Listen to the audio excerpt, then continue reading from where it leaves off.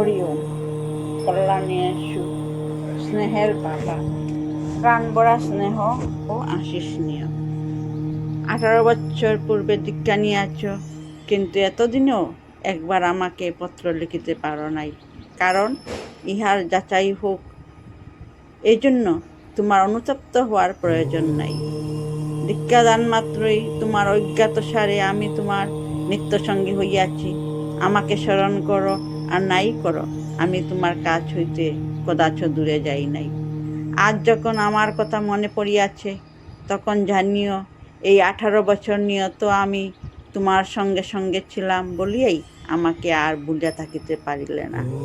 এতকাল পরে মনে যখন পড়িয়াই গিয়াছে, তখন নূতন উদ্যমে সাধন কর্মে মন দাও। ভগবানের নাম কল্পতরু, নামের সেবা দ্বারা জীবনের প্রতিটি অপূর্ণতা দূর করো।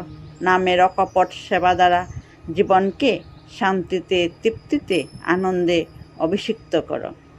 সর্বতোমুখ শ্রীবৃদ্ধিতে নিজেকে মণ্ডিত ও নন্দিত করো।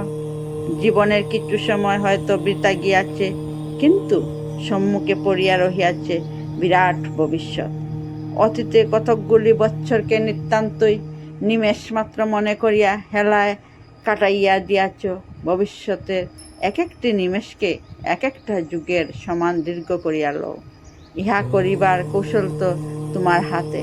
চিত্তভাব যখন প্রগাঢ়, তখন একটি আঁকির পলক মধ্যে শত শত বৎসরের কঠোর তপস্যার সার্থকতা বিরাজিত হয়। গভীর হও, গাঢ় হও, ইষ্টে পরিনিবদ্ধ হও। ইতি আশীর্বাদক স্বরূপানন্দ।